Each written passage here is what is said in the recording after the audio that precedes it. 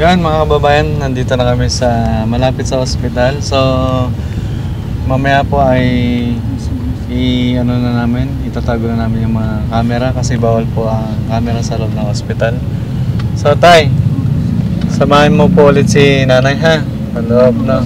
Sasamahan namin kayo, assist namin kayo. So mamaya po mga kababayan, malalaman natin yung resulta ng yung second follow-up ni Nanay Lisa. Ready ka, Nanay?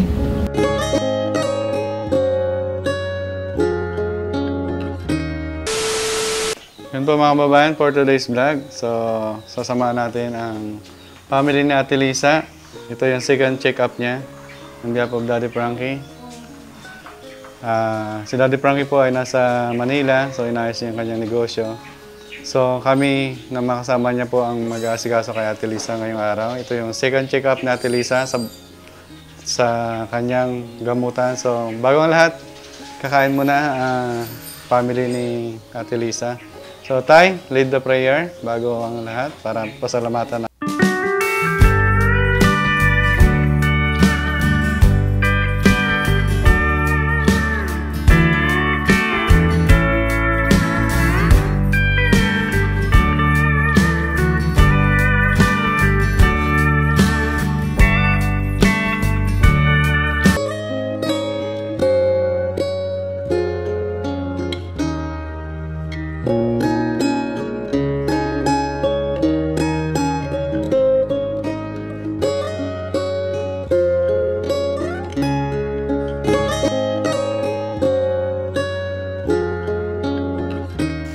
Yun, tara. So, simulan natin pagkain. Maiha, kain mabuti ha. Okay. So, dagdagan natin or bawasan? Sige, kuha na kayo ng ulam. Kaya mong ubusin to, be? Kaya mong ubusin yung pagkain mo? Oo naman. Sige, bawasan muna natin ha. Wait. Ay, ay, palit kayo. Hindi, palit na lang sila. Palit na lang. Po, yan. Very good. Pwede mo ba? Yan. Si Bibi, kinukuha niya kay tatay eh. Yun. Sarap yan.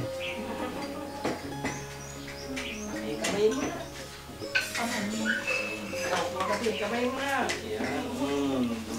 Pantay, pagkain na mo.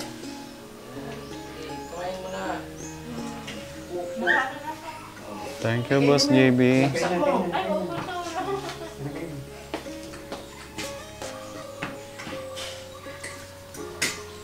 So, fresh na fresh ang lahat. Bagong ligo ang lahat. Masikaso ni Tatay Benny. Maraming salamat kay Tatay Benny. Yung pagmahal talaga sa Tatay Benny, maalaga sa kanyang pamilya. Lalo na sa kanyang mga anak at kay Ate Lisa.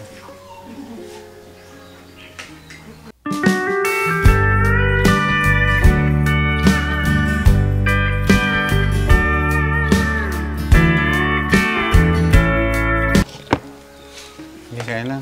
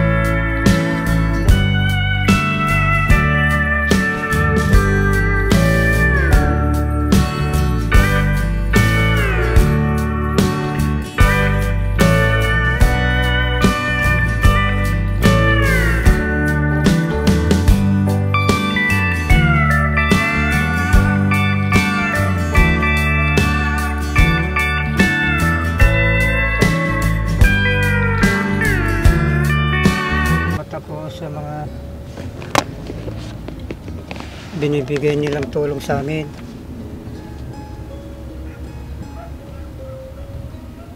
Hindi sa kanila wala kami ganito.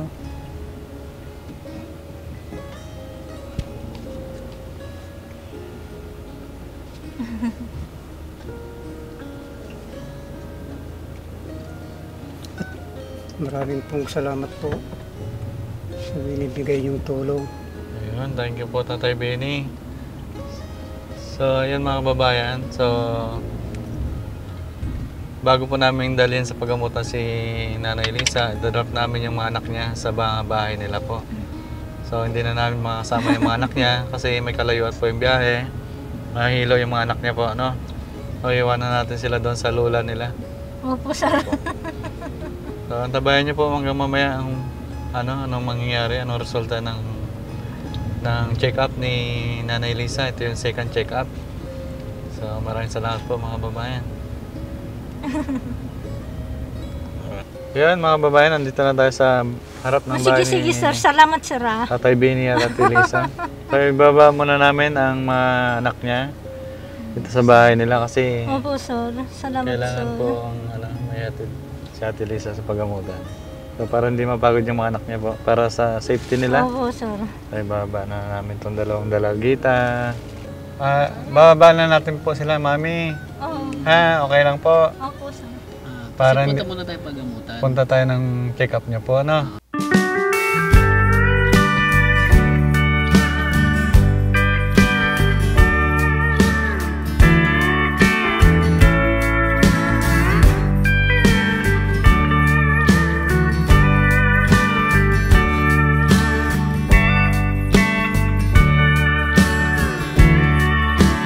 Bye-bye. Baba ka na. Babay ka na, Mami. Hindi ko pababa. Baba na kayo tayo. Pababa ka na, sir. Diyan ka muna. Papacheck up po tayo, Mami.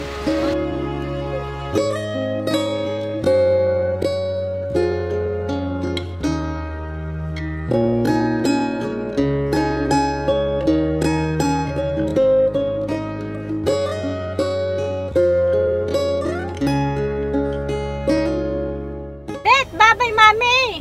Hindi ka na marinig. Bet, bye-bye. Awan ding na nga sa Nandiyan din. Oh, sige, sir. Bye-bye, naning. Kento, jikid na manong mo nawang kadumita, ah. Pang kayo pala jamyanan. Juan, Mami. Yes, Mami, talagang gusto niya makasama. Bye-bye. So po, Mami, pagaling ka ha, para makasama mo ng tuluyan mga anak mo. Ano po? Opo, mami. Huwag ka pong mag-alala, Mami. Dasal lang tayo lagi, Opo, ano? Ano Opo, po? sige, mami. Ano po, mga babayan. So, dadalhin na, sasamahan na natin si nanay sa, pagamutan po. Opo, mami. Hindi makipinta ang saya ni Mami Lisa. Nakasama niya saglit ang kanyang mga anak. So, ilang araw kayo doon tayo? Isang linggo din? O apat? Apat lang. Apat po ba, sir? Apat na araw niya nakasama yung kanyang mga anak sa shelter ni Daddy Frankie.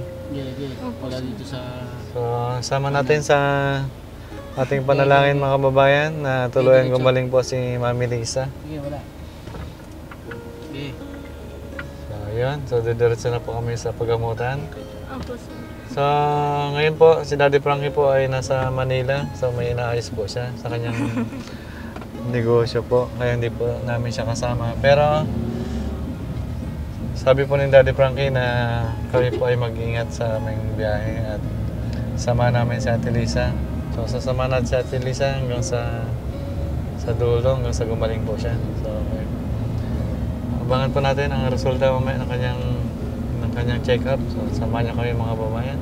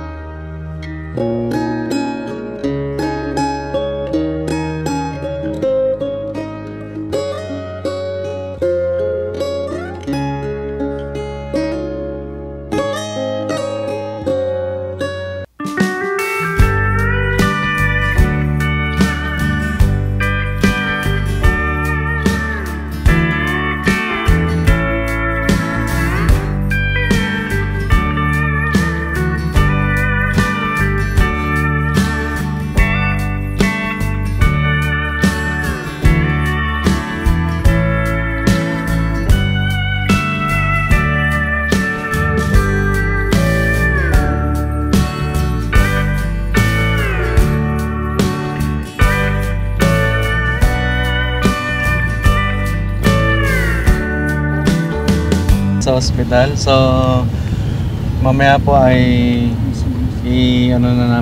itatago na namin yung mga camera kasi bawal po ang camera sa loob ng ospital. So, Tay, samahan mo po ulit si nanay ha. Sa loob, no? Sasamahan namin kayo. Assist namin kayo. So, mamaya po mga babae, malalaman natin yung resulta ng yung second follow-up ni Nanay Lisa. So, ready ka na, Nay? O, sige. So, yun mga babayan. Mamaya-maya po ay malalaman natin yung update kay Nanay Lisa. So, maraming salamat po. Antabayanan po natin. So, ang oras po natin ay 10:30. Umalis kami doon ng maaga, 7 o'clock sa Pangasinan. So, ngayon po ay 10:30 na. So, bago magtanghalian po ay mag-check up na si Nanay. Ngayon po mga bayan. So, hindi ako Daddy Frankie. So, mamaya malalaman natin ang resulta. Thank you so much po. So itatago na.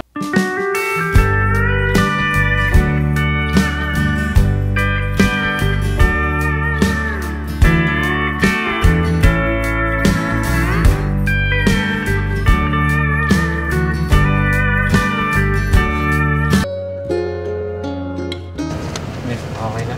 Roll. Yan mga kababayan, hindi ako sanay yan. So si Daddy Frankie po ay nasa Manila po. So ang iyong lingkod po, sasama ng inyong host for today. So ngayon po ay tapos na po kami sa ospital. Sinamahan namin si Ate Lisa. Kasama ko ang buong team, si Kuya Rob, Kuya JC at si Kuya Chris. So syempre, tatanungin natin si tatay kung ano yung, kasi si tatay yung kasama ni Ate Lisa doon sa kausap ng doktor, no? So tatanungin natin si tatay kung ano yung napag-usapan nila. Tay, kumusta po tay? Kumusta yung yung naging follow-up check-up natin? Ang tinatanong ng doktor sa akin, basta tuloy-tuloy lang daw yung pag-inom ng gamot para madali siyang ma-solve yung kanyang pag-inom ng gamot. Yun lang naman sinasabi sa akin. May Basta diretso mo lang, sabi niya. May mga tinanong po ba siya na na kakaiba pa ang pagbabago kay Ate Lisa? Oo, meron din. Tinanong kung kilala mo yung mga anak mo, sabi niya. Opo. Sabi naman niya. Yun yung mga pagbabago dati. Ang pangalan nila, sabi niya. Yung dati po, anong niya, yung dati nung siya nung simula na anong nakikita mo dati? Noon dati wala akong napapansin na pagbabago niya. Wala siyang kilala dati. Walang kilala. Pati yung anak niya iniwasan. Ngayon, itong buwan na ito, meron na napapansin ng mga anak ko. Kilala niya.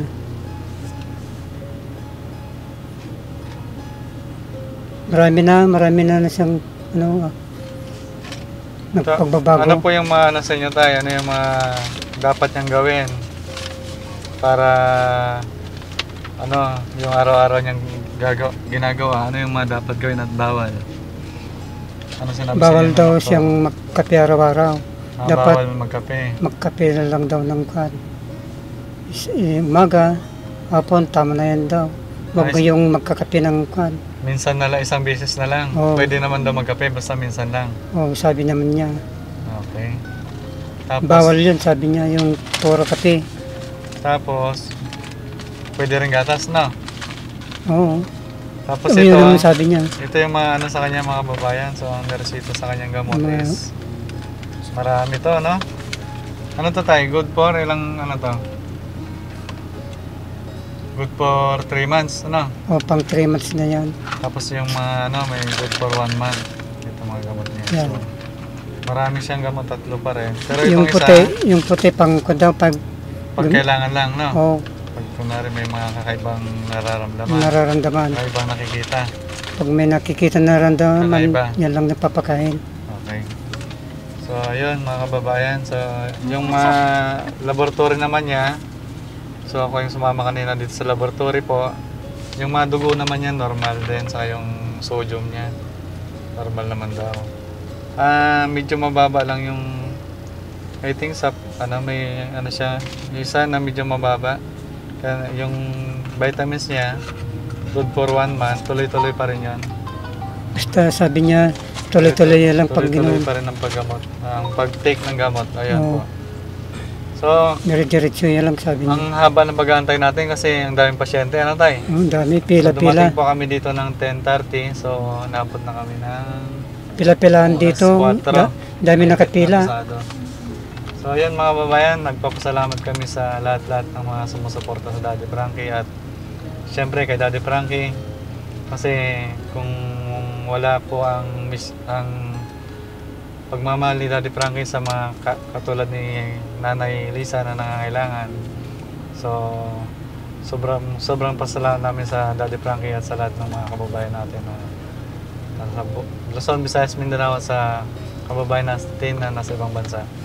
Ayun mga kababayan, so babiyahin na ulit kami papuntang Pangasinan. So ang travel namin medyo mahaba, so 4 na oras. So antabayanan natin ang sunod pang mga pagbabago kay Ate Marcel. So, Marcel. Kay Ate Lisa. Ayan, cut. So yun mga kababayan, abangan pa natin ang mga susunod na mangyayari at susunod na pagbabago kay Ate Lisa. So yun mga kababayan, babiyahin na kami. Maraming salamat po. Thank you so much po sa pag-subscribe at pag-follow kay Daddy Frankie Official. Maraming salamat po. God bless everyone. Ayun tayo, anong masabi mo tayo kay Daddy Frankie po at sa lahat po ng mga sumusuporta, tumutulong? Papasalamat ako sa lahat na tumutulong sa amin, lalo kay Daddy Frankie. Maraming salamat po. Ayun po, maraming salamat po. Kundi sa lahat po. inyo, wala kami ganito. Sa Kayo mga- ang buhay namin. Maraming salamat po. At sinuportahan niyo kami. Maraming salamat. Ayun, thank you po. At sa mga doktor din po, maraming salamat po. At sa lahat na nagmamahal kay Ate Lisa at kay Tatay Benny at sa sumusuporta sa Daddy Frankie at sa lahat ng ating mga kabayan OFW sa ating kababayan Luzon, Visayas at Mindanao. Maraming salamat po. So yun mga kababayan, thank you so much. Hanggang sa muli. Paalam.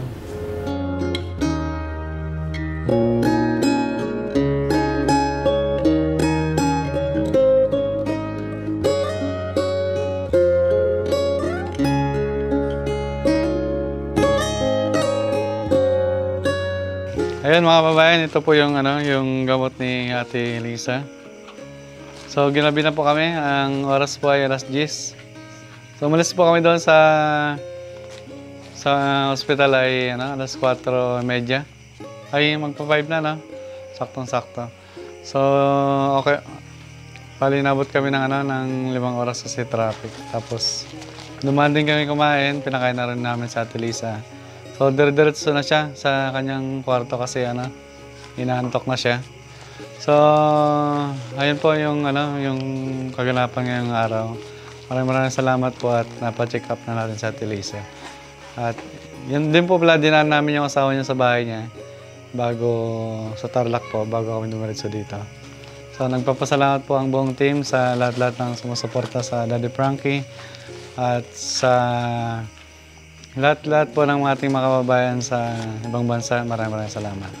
Sa Luzon, Visayas, Mindanao. So sana tuloy-tuloy na yung pagaling ni Ate Lisa. Pag-pray po natin, sama po natin sa ating dasal. Yan lang po mga kababayan. So yung gamot niya ay good for 90 days. So September na yung balik niya sa hospital. September 5 na. So yan po, papa-take na natin. Start to bukas. So kanina nag-take na siya ng isa. So yan po mga kababayan, maraming salamat po. Shoutout po sa lahat ng nasa premiere. Maraming salamat po. God bless everyone. Bye-bye.